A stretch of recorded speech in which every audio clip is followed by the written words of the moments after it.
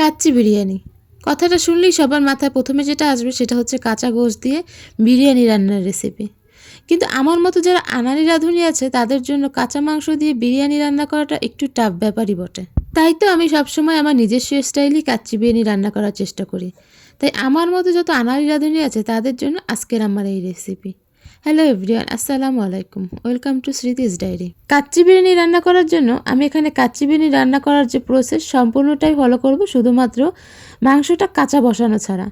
কারণ আমরা যারা গৃহিণী আছি তারা সবসময় বাসায় অল্প পরিমাণে রান্না করি। আমরা তো হোটেলের মতো অনেকগুলো রান্না করি না, হোটেলে অনেক বেশি পরিমাণে রান্না করে বিধায় কাঁচা মাংস দিয়ে খুব সুন্দরভাবে এটা রান্না করতে পারে। কিন্তু আমাদের মতো যারা গৃহিণী আছে তারা বাসায় অল্প পরিমাণে রান্না করতে গেলে এই রিস্কের ভিতর অনেকেই যেতে চায় না। তাই আমি সবসময় বাসায় টেনশন ফ্রিভাবে কাচ্চি বিরিয়ানি রান্না করি। তো কাচ্চি বিরিয়ানি করার জন্য প্রথমে তো দেখলেনি মাংসের ভিতরে আমি পেঁয়াজ, রসুন, আদা আর কাচ্চি বিরিয়ানির যে মশলা আমি রাঁধুনি রেডিমিক্স মশলা ইউজ করেছি, আর লবণ, টক দই একসাথে ভালোভাবে মিক্স করে নিয়েছি। আর সাথে এখানে আলু ভেজে নিয়েছি, আলুটা ভেজে দিলে একটু ঘ্রাণ আসে আর ভালোও লাগে।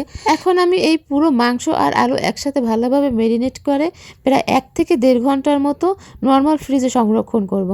দেন আমি একটা প্রেসার কুকারে কিছু বেরেস্তা করে নিয়েছি। তারপর সেই যে মাংসটা আমি রেখে দিয়েছিলাম ম্যারিনেট করে সেটা এর মধ্যে ঢেলে দিয়েছি। এই প্রেসার কুকারে দেওয়ার কারণে খুব তাড়াতাড়ি হয়ে যাবে, যেহেতু আমার সময় স্বল্পতা ছিল। সেজন্য আমি প্রেসার কুকারের ভিতরেই পুরো মাংসটা ম্যারিনেট করে দিয়ে দিয়েছি। এরপরে মাংসটা আমি 15 মিনিটের জন্য কষিয়ে নিয়েছি। সময় নিয়ে কষাবেন, এতে বিরিয়ানির টেস্ট খুব ভালো আসে। আমার কষানোর পর একেবারে তেল উপরে উঠে এসেছে। এবার আমি 1 কাপের মতো পানি দিয়ে এটাকে আমি 2টা সিটি দিয়ে নেব। মাংস সিটি দেওয়া হয়ে গেলে এদিকে আমি অন্য একটা পাতিলে গরম পানি করতে দিয়েছি। গরম পানি ফুটিয়ে তাতে আমি বাসমতি চাল দিয়ে দিয়েছি, আর সাথে লবণ, দারচিনি, এলাচি আর শাহি জিরে দিয়ে দিয়েছি। এই যে আমার মাংস এইরকম পর্যায়ে এসেছে।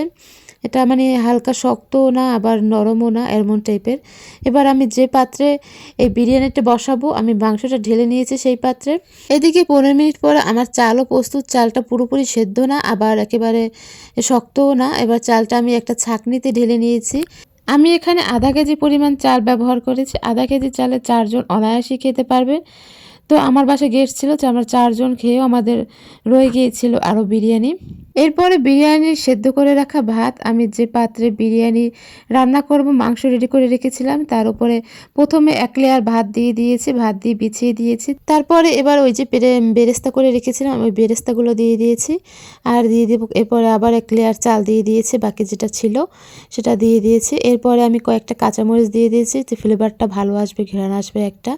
আর সাথে দিয়ে দিয়েছি এখানে জর্দার রং দুধের সাথে মিলিয়ে দিয়ে দিয়েছি, যে চালের মধ্যে কিছুটা কালার সুন্দর আসবে। প্রায় 40 মিনিট পর আমার বিরিয়ানির এটা ফাইনাল লুক। তো আমি এখানে বিরিয়ানি ডেকোরেশনের জন্য কয়েকটা ডিম দিয়ে সাজিয়ে নিচ্ছি। তো কেমন লাগলো আমার বিরিয়ানি রান্নার রেসিপি সবাই অবশ্যই জানাবেন, এবং বাসায় আমার বিরিয়ানি রান্না যদি ভালো লাগে সেটা বাসায় অবশ্যই ট্রাই করবেন। সবাই ভালো থাকবেন, সুস্থ থাকবেন, স্মৃতিস ডায়েরির পাশেই থাকবেন, আমার জন্য দোয়া করবেন। ধন্যবাদ।